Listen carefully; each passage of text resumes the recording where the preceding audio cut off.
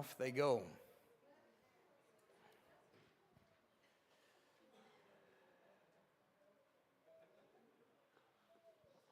I hope you've had a good week so far, and trust the Lord has been with you and blessing you. Tonight I want to help you get happy tonight. I want to help you get happy. I will mention this. Just before I got to church this evening, I received a text from a friend of mine. He does not go to church here, lives in another city, and but I've stayed in contact with him, and he sent me a text today asking, or this afternoon asking if I was going to be around this weekend on Saturday especially, and I said, yeah, I'll see you on Saturday, and his reply to me was, do you mind getting your arms wet? And I said, what does that mean? He said, I've run out of excuses and I want you to baptize me. And I think that's an awesome text to get. And so I'm excited with what God is doing and drawing people. And I think it's important. I don't know why anybody doesn't get baptized. I think everybody ought to be baptized. And there's power in it, isn't there? And walking in that authority and that covenant with God, I think, is very, very important. And I think that walking in that covenant helps us with our happiness. I want to help you with your happiness tonight. I'm looking at some. You don't look happy. I'm going to try to help you with your happiness tonight. And the magazine Psychology Today sent out a survey some time ago, about 52,000 surveys to some subscribers, and asking them to respond by telling how they found happiness or how they believed they would find happiness. Many from the poor end of the economic scale dreamed of winning the lottery. They thought that would bring them happiness. They equated happiness with winning the lottery. But a close look at lottery winners will tell you, more money, more problems. Some respondents to the magazine survey who were more on the wealthy category complained that they did not have enough money to truly be happy.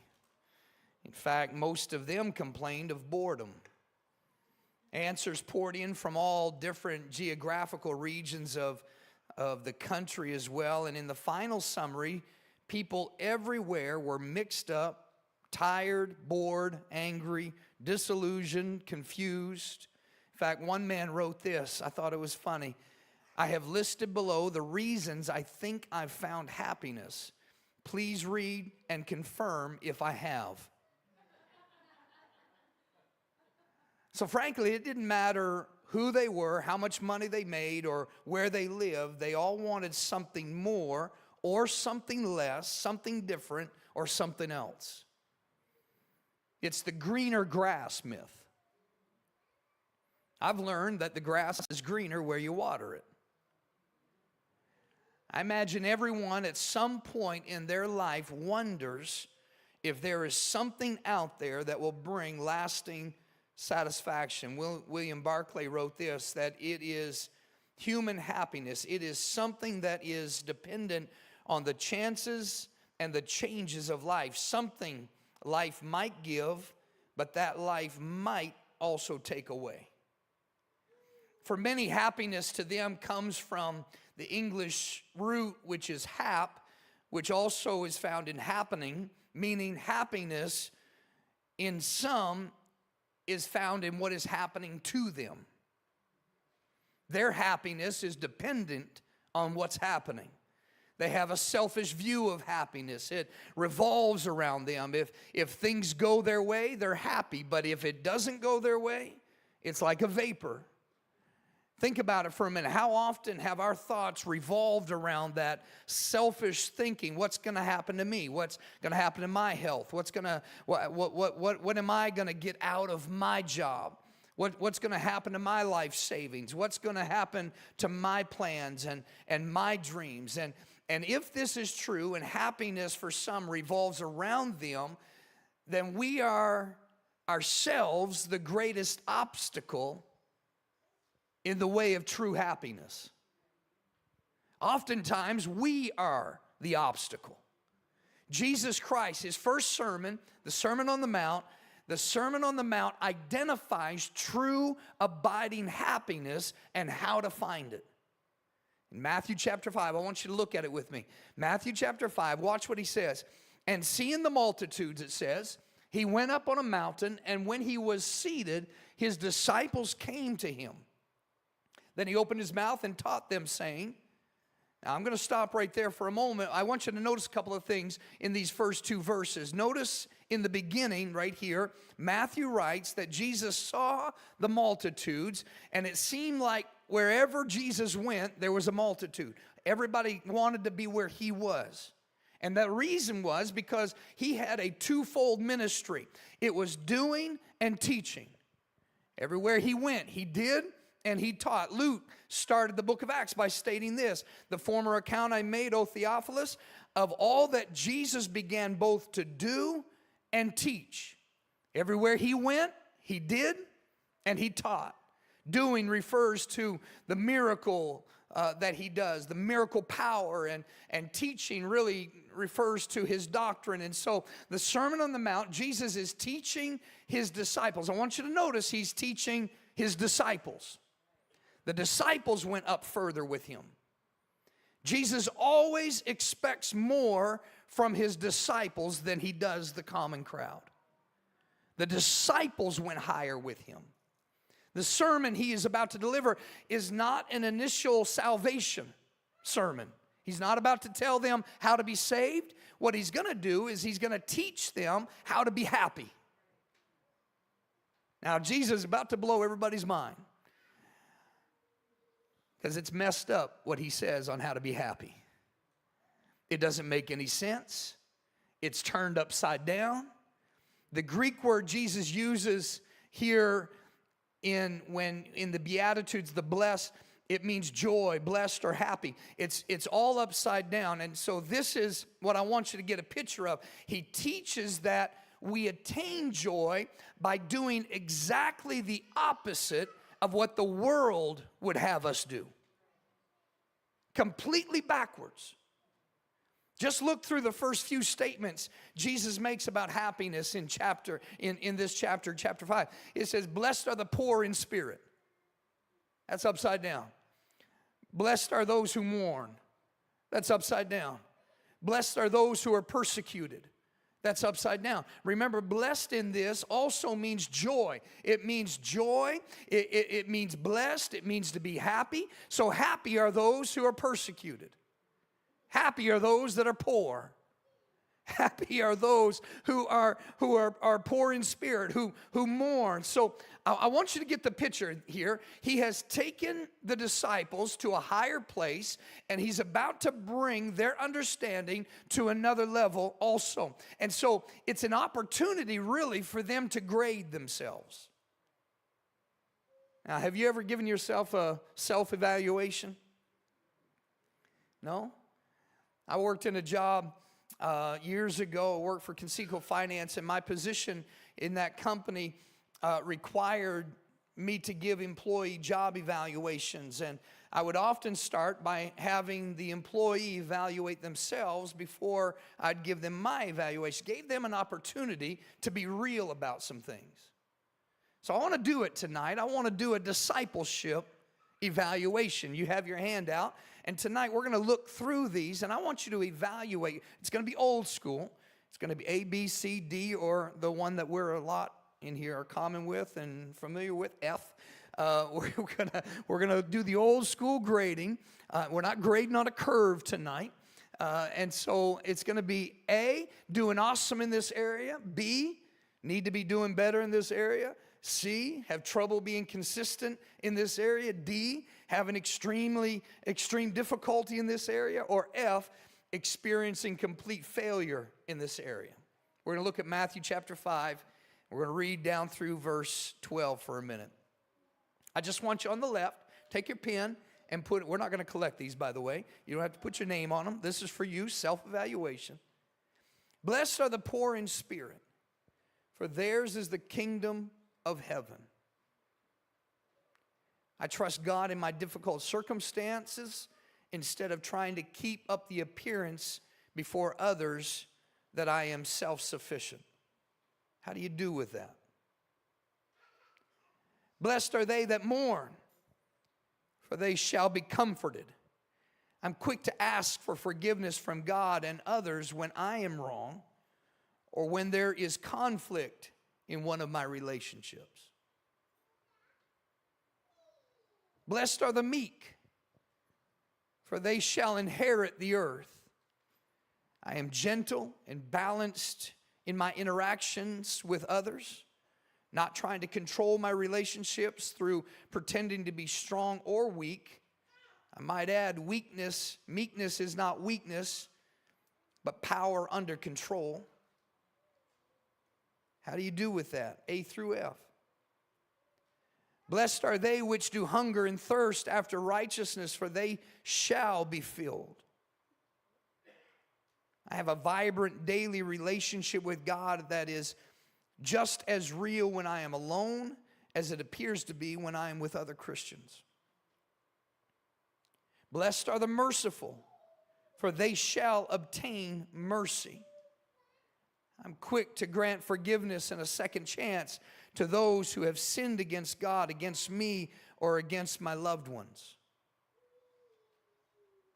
Blessed are the pure in heart, for they shall see God. I have no secret sins or hidden motives in my heart. I'm exactly the same in my inner world as I appear to others on the outside. Blessed are the peacemakers, for they shall be called the children of God.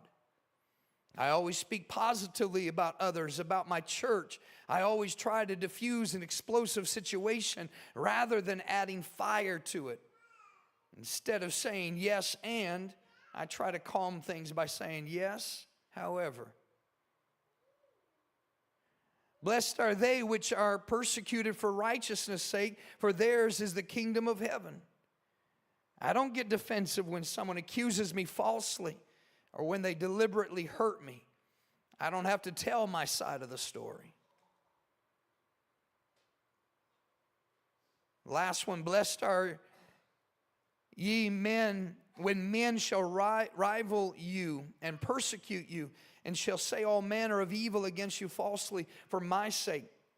Rejoice and be exceeding glad, for great is your reward in heaven, for so persecuted they the prophets which were before you. I never lose my smile or positive attitude when things go wrong. I never lessen my worship or my church involvement when I'm upset. It's a self-evaluation. This is exactly what Jesus did. He brought the disciples up to a place to evaluate themselves. You see, the disciples went further. He requires more of those that have made the choice to follow him. There's a requirement and something that is deeper than just a passive relationship or a passive idea that I'm a Christian. There is an involvement that has to come from us. So I ask you the question, how'd you do? Don't answer. Could you do better? This is attainable happiness. And attainable happiness is really about climbing higher. The entire purpose of being a disciple of Christ is to be more like him and less like us. To be more Christ-like. That's why the word says that I decrease so that he can increase. It is that mindset that I need to be more like that perfect one. My positive influence on others is going to directly be affected by how much Jesus has influenced me. And this is the reality. Some will buy into all kinds of ideas on this pursuit of happiness. They'll try all forms of things that seem right in their own eyes, but they'll end up far from happy. There was a story I read. Did you know that there are over 8 million cats in New York City? Some of you that are allergic to cats just started scratching your eyes right there. There's at least 8 million cats and counting. The city is basically concrete and steel, and so when those who live there have a pet that dies, they can't just go out into the backyard and bury it. The city charges a fee of $50 to remove your cat. There was an entrepreneurial, spirited woman and enterprising woman. She thought, I can render a service to people in the city and save them money. So she placed an ad in the newspaper, and this is what it read. When your pet cat dies, I'll take care of it for you for only $25. Since this was half the price of the city cost, phone calls started coming in. But this is how her business actually worked. The woman would go and she'd go to the local Salvation Army thrift store. She'd buy an old suitcases for a couple of bucks. When somebody called for her services, she went to the home and carefully placed the cat in the suitcase. She would then take a ride on the subway in early evening, perfect time for pickpockets and thieves.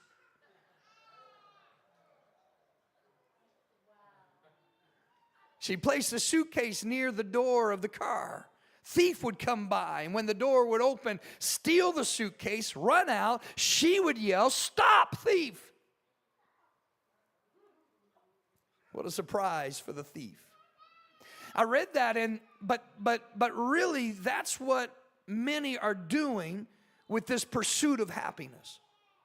The truth is, the world is running after a suitcase thought to hold the key to happiness, but when opened, the contents never quite deliver what they expected. So Jesus said, you want to be my disciple, you come on up higher with me. But there's going to be some requirements that the rest of the crowd isn't going to really understand. There's going to be some depth. Then he goes on to this in verse 13. He says, you are the salt of the earth. But if the salt loses its flavor, how shall it be seasoned? It is then good for nothing but to be thrown out and trampled underfoot by men. What way does salt have influence? We know it. It adds flavor, doesn't it? It creates thirst. It's a preservative. Then he goes on and he says this, you're the light of the world. A city that is set on a hill cannot be hidden, nor do they light a lamp and put it under a basket, but on a lampstand, and it gives light to all who are in the house. Let your light so shine before men that they may see your good works and glorify your Father in heaven. What way does light have influence? You see, he took them to this place, gave them self-evaluation, and said, listen, you are the salt of the earth. You are the light.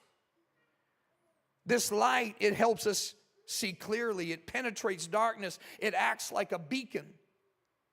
So what we have to do, and I think what we have to understand, and where I feel that God is bringing us, is that we've got to get real with what we believe. We've got to understand that God's got a purpose and a plan and a revival that is for this time and for this area and for this region. And God is drawing people. Just like I received a text today that said, I've run out of excuses. Will you baptize me? But I've got to get real with what I believe. It's a common misconception, I suppose, because we're under grace, that God's law is no longer relevant to us. Jesus goes to great lengths in his teaching to emphasize that God's law is still important and that it has to be obeyed. And so he stresses that we must have the right kind of obedience. It's more than just outward compliance. There has to be a heart change to understand, I want to be a disciple of Christ. I want to be a follower of Christ, but I want to be an active follower. I want to be one that I go up higher with. I don't want to be a part just of the common crowd. I want God to bring me up to a higher place.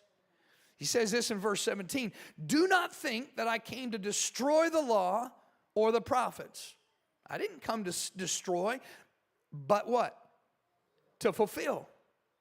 For assuredly I say to you, till heaven and earth pass away, one jot or one tittle will by no means pass from the law till all is fulfilled.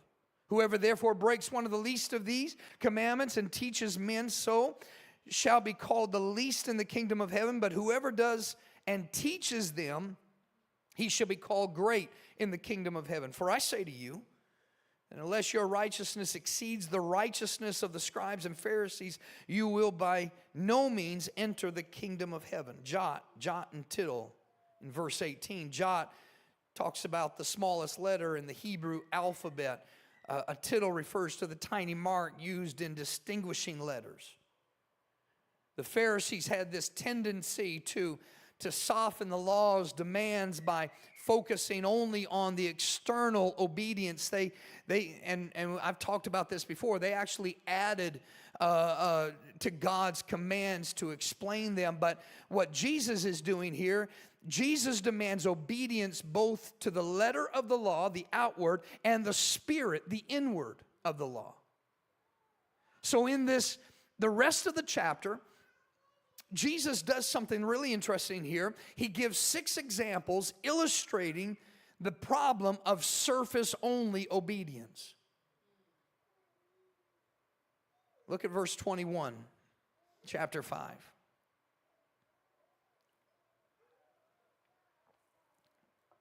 He hits speech first. Now, 5:21 quotes the 6th commandment in Exodus 20:13. Exodus 20:13 says, "Thou shalt not kill." This is what he says in chapter 5:21. "You have heard that it was said to those of old, you shall not murder. And whoever murders will be in danger of judgment." I want to read the Message version here for a little bit. You're familiar with the commandment to the ancients, do not murder. I'm telling you that anyone who is so much as angry with a brother or sister is guilty of murder. Carelessly calling a brother idiot, and you just might find yourself hauled into court. Thoughtlessly yell stupid at a sister, and you are on the brink of hellfire. The simple moral fact is that words kill. This is how I want you to conduct yourself in these matters.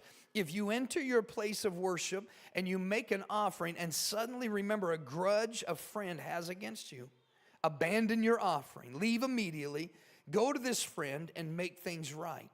Then and only then come back and work things out with God.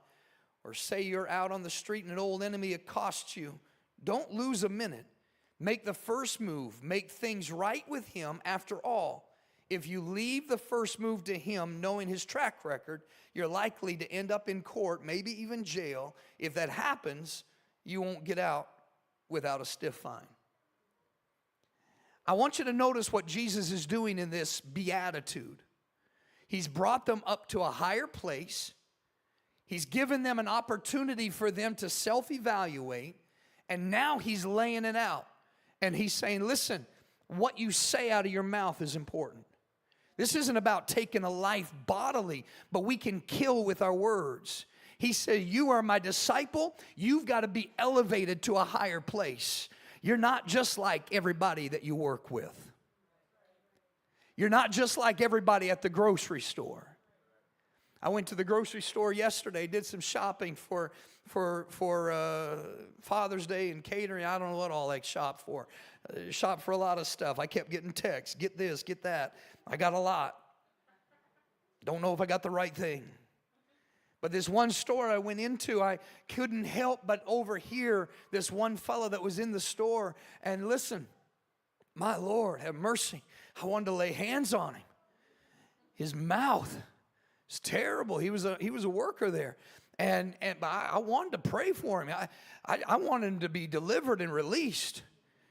He had some problems. But can I tell you something tonight? That God wants us as disciples to be elevated above all of that. If you work with somebody, you don't have to be like that person. You don't have to engage in the same kind of conversation. He's calling us to a higher place.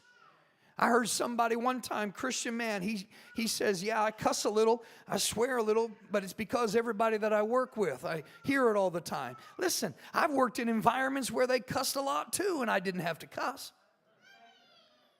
God calls us to a higher place. And He's called us to a higher place of thinking, what comes out of our mouth.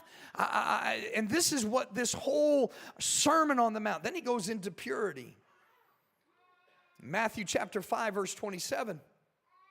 He quotes the 7th commandment in Exodus 20, thou shalt not commit adultery. And he goes on, and he says in verse, you have heard that it was said to those of old, you shall not commit adultery. And then it goes through in the message, and it talks about all of these different things, and keeping pure and being pure and keeping your heart pure and keeping your body pure. And all through all of this, He is literally bringing them to a place to say, listen, I have happiness for you, but it's going to require stuff from you.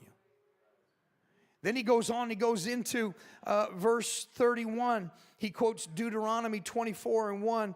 And verse 31 says, furthermore, it has been said, whoever divorces his wife, let him give her a certificate of divorce.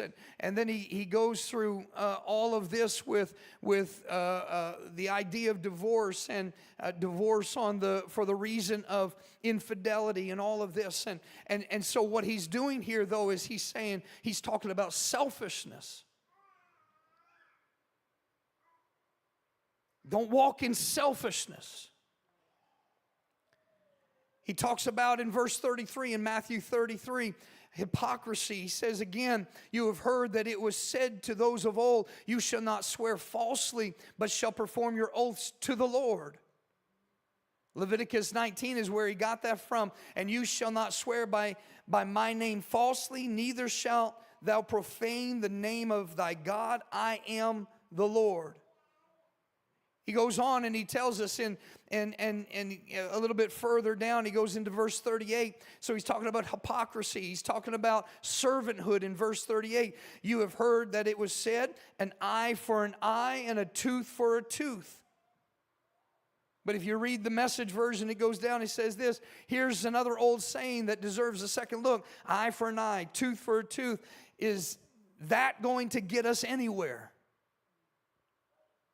Is that going to get us anywhere? Here's what I propose. Don't hit back at all. If someone strikes you, stand there and take it. If someone drags you into court and sues you for the shirt off your back, gift wrap your best coat, make it a present.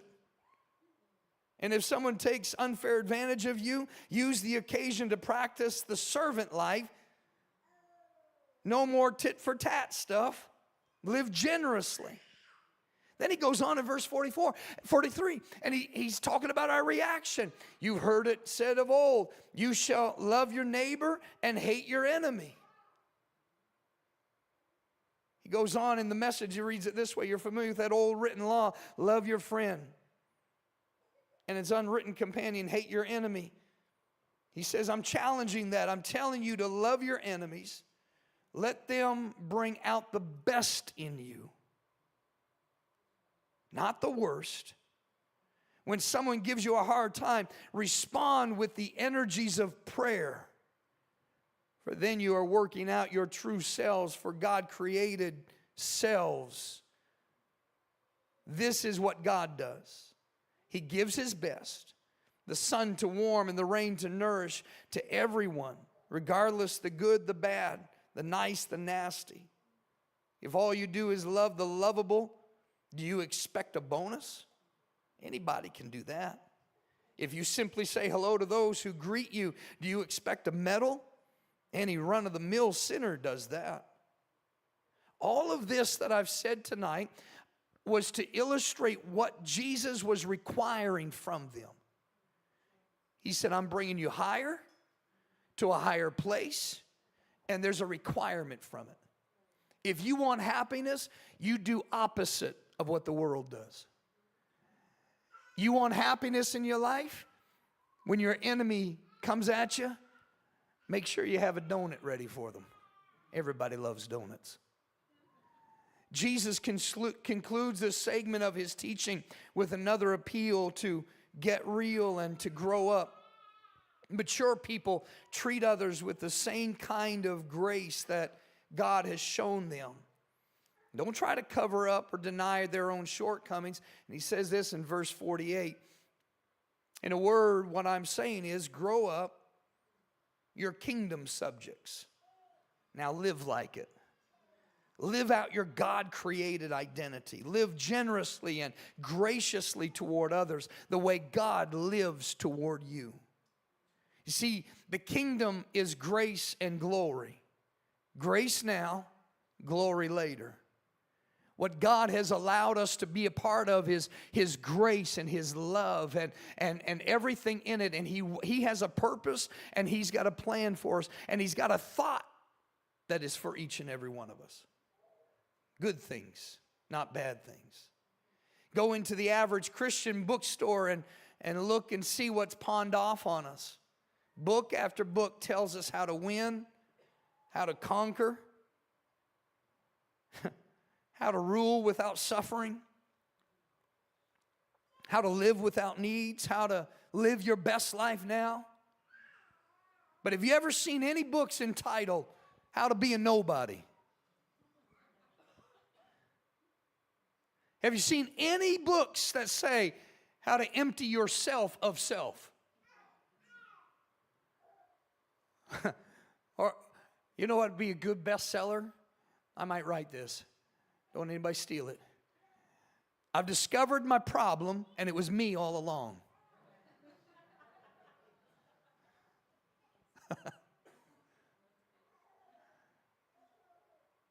Listen, this is the reality. Happiness is found through commitment to God and His will, or when His will doesn't make sense. Happiness is found when you are committed to Him, when His will doesn't make sense. When what God is wanting from us and driving us to be. I don't know what the disciples felt when He went through that self-evaluation. I don't know what He went through. I don't know what they were thinking. I don't know what went through their minds. They had to have been saying, man, all of this is backwards.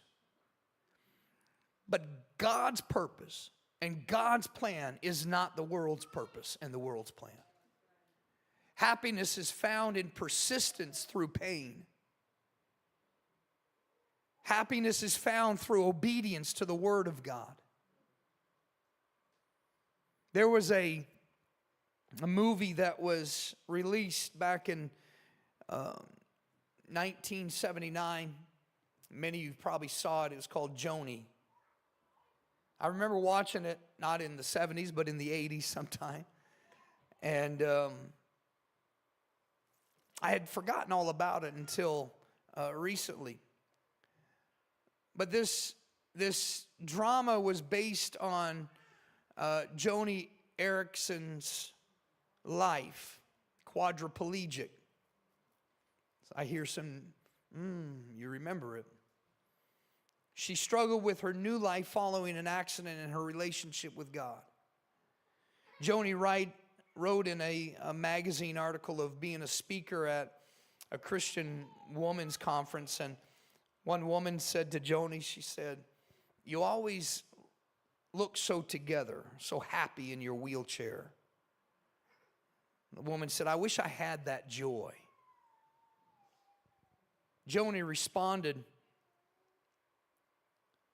"I don't do it. In fact, let me tell you how I woke up this morning. This is my average day. After my husband Ken leaves for work at 6 a.m., I'm alone until I hear the front door open at 7 a.m. That is when a friend arrives to get me up. While I listen to her make coffee, I pray, Lord, my friend will soon give me a bath, get me dressed, sit me up in my chair, brush my hair and teeth, and send me out the door."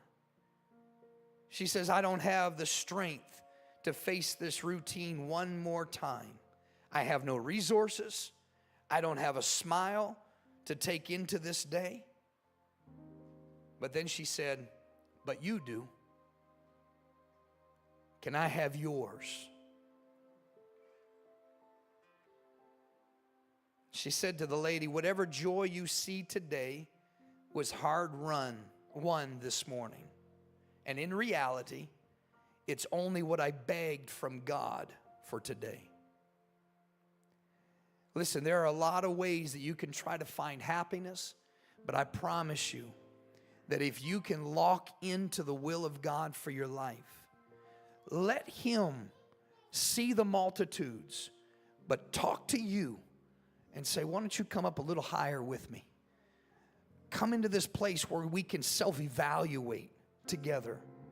I know it's going to sound crazy. It's not going to make sense. I'm going to tell you that when you get slapped on your cheek, to turn the other cheek. I'm going to tell you, don't kill people with your mouth. I'm going to teach you and show you that there is a life above anger and reaction. He's going to show us that there's a place where we can respond and not react. It's a place of happiness. No money involved. It's just relationship with the one who went through it all. Who went through it all. Nothing that we experience, He knows it all. He's experienced it all.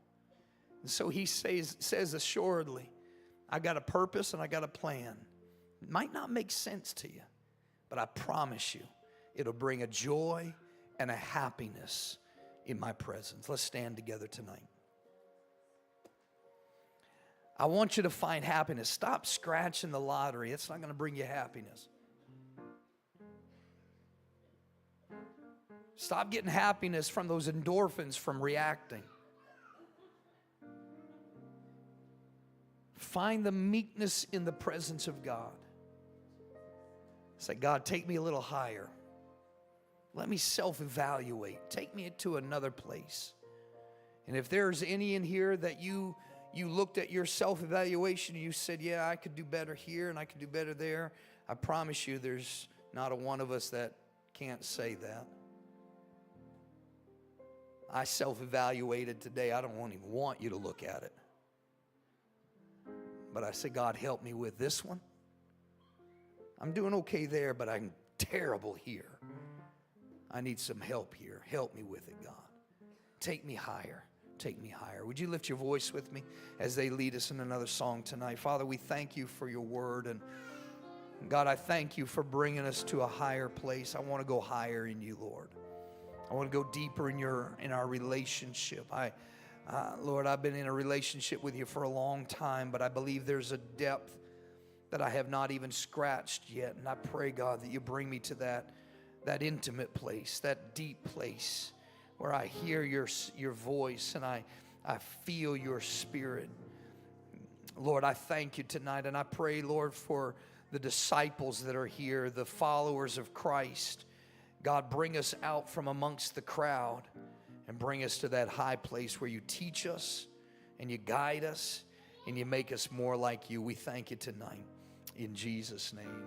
God's been good. He's really been good. He's been so good to me.